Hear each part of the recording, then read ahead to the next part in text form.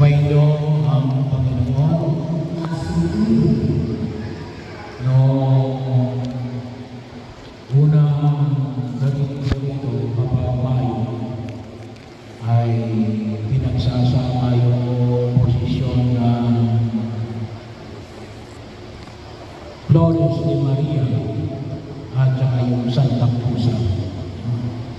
So, pinag-iwalay natin kasi magkaiba yun. Magkaiba yung Flores de Maria. Ang patutukoy ay si Maria. Hindi mo dapat sinasama si Santa Elena doon sa Flores de Maria. So, doon yung dapat sa Santa Cruz. Ano bagay yung Santa Cruz? Yung Santa Cruz ay tinatawag nating pag-unika sa paghahanap at pagkatagpo ng krus na Jesus sa panahon ni Emperor Constantine na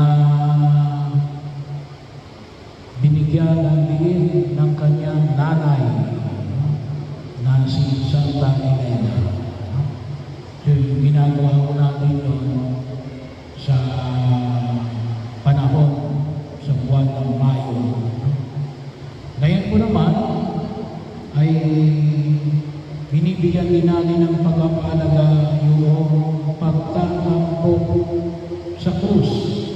Ito po ay kapistahan tuwing September 14, ang pagtatampo sa banal na krus. Binibigyan din natin ng pagpapahalaga yung krus, hindi lang basta krus, ngunit ang krus na pinapakuan ni Jesus. Bahagi yun. Kaya nga napakahalaga sa atin yung simbolo ng krus na Jesus. At sa atin o, sinabi natin crucifix.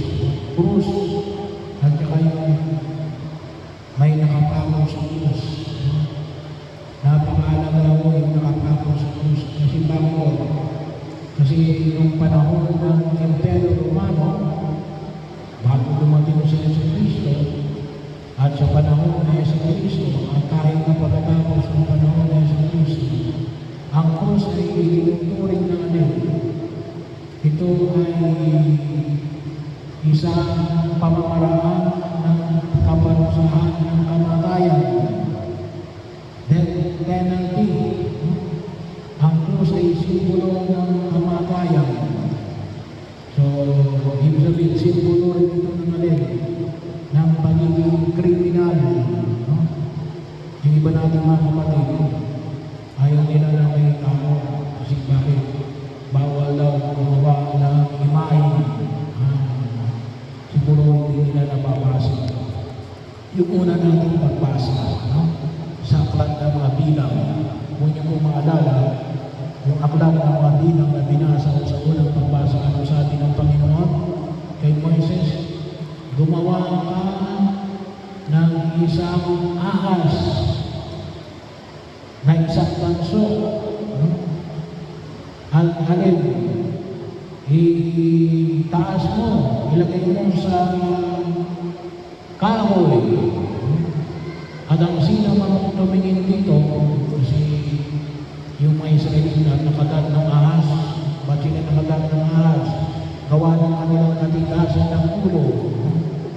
Sa kanilang 40 taon na paikot-ikot doon sa disyerto, ay hindi sila makapasok sa lupang pangako na ipinangako ng Diyos sa kanila 40 years.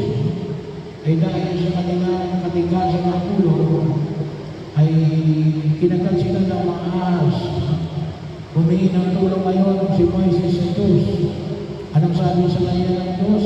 Gumawa ka ng ahas gawa sa ganso. Kaya huwag kayong maniwala na pinagbabawal ng Diyos ang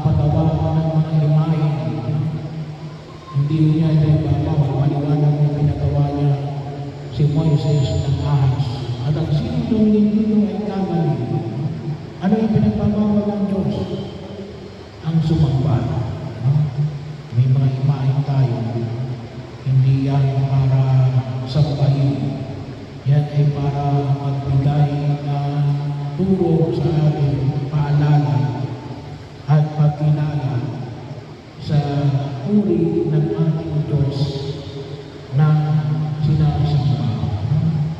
Yung sinasamba natin, alin dyan, ay yung putong sinalin. Yung Oscar, yung Blessed Sacrament, ang katawan at dugo ng ating Panginoon sa Kristo na ginamit natin nyo kapag tayo ay nagkukumunyo. Pero yun ang mahal nyo. Yan ang krus ni Jesus. Sinabi nga paano mo sabi na si Jesus yan? May nakalagay yan sa itaas, inre, no? Kaya huwag may tao yan para masabi na gawa ng krus na yan na nakapagriligtas ay gawa ng ito ay krus na Jesus na ibinamanid ko sa atin sa ibagay ilalim na yan mula kay San Juan sa kanyang pag-ibag-usapan kay Nicodemus. Sino ba si Nicodemus? Isang member ng Sanhedrin, na ano ang pinangayan, walang aakyat sa lupa, maliban sa bumaba sa lupa.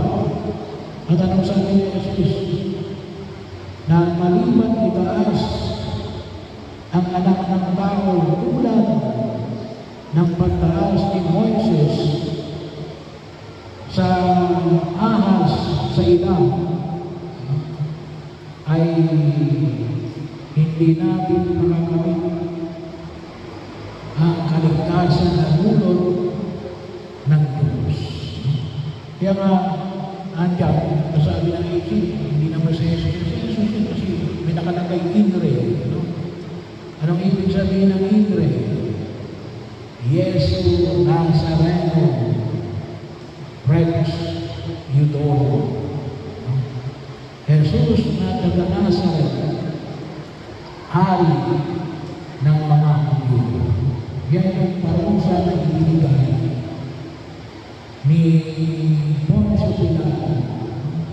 Yan yung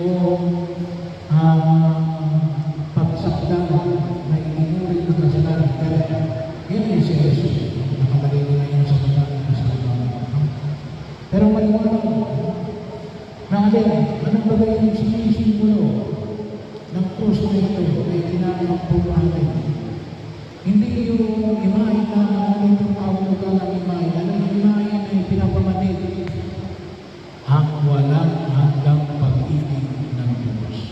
Sabi nga ho sa Ebanghelyo na narinig natin sa araw ay sa buwang pag-ibig ng Diyos, ibinigay niya ang kanyang bugtong na anak upang ang sino man sa mga palataya ay magkaroon ng buhay na walang.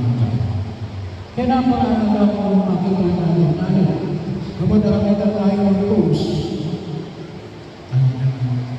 ini-encourage ko kapag mayroon ng papagdas, kumaaring maglagay ng krus, at kung wala pa, at least bumili ng krus. Yung krus na may nakapako sa krus at may nakalagay na inre, na pagkilala natin na ito ay pag-ibig ng Diyos. Ang pag-ibig ng Diyos natin na ligtas sa ating mula sa ating pagiging kasalanan. Pagliligtas ng Diyos na nagbigay ng kanyang sarili.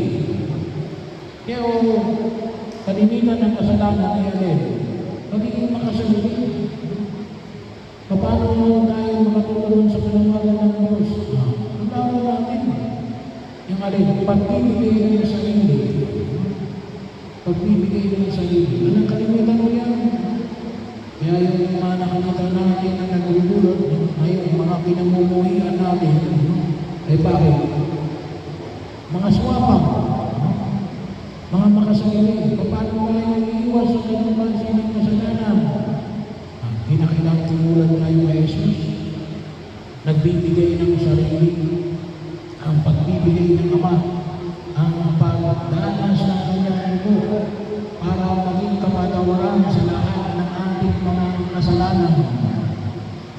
kinakailangan na tularan natin yung kanyang pagbibigay ng sarili. Kasi doon natin maipapahayag din yung ating pag-ibig sa Kanya na nagbibigay ng lakas upang harapin natin ang mga hamon na ito sa daigdig na ating ginagalawan. Kaya naman, makita natin na yung krus na higit natin pinapakinabangan at isinasamayo natin every time na magdiriwang tayo ng misa. Bagaman yung pag-aakong ni Jesus ay nangyari almost 2,000 years ago. So minus 8, 2,000 years ago. Kasi sa 2033, magiging 2,000 na yung pagkamatay ng ating Panginoon sa Kristo na nagdulot sa atin. Pero every time na nagdiriwang tayo ng misa, ibinibigay ng Diyos ang kanyang sarili. Dumadanak ang kanyang dugo upang tayo ay mapatawad sa ating mga kasalanan at higit natin pakinabangan yung kaligtasan na inihanda niya sa ating bilang kanyang sambayanan. Kaya sana makita natin yung kahalagahan na ito. Yung pag-ibig ng Diyos at nawa makatulad tayo sa pag-ibig na yan ng Diyos na nagbibigay ng sarili. At ito yung idalangin natin sa araw na ito na nawa hindi natin pakinabangan. Kaya huwag namin napapakinabangan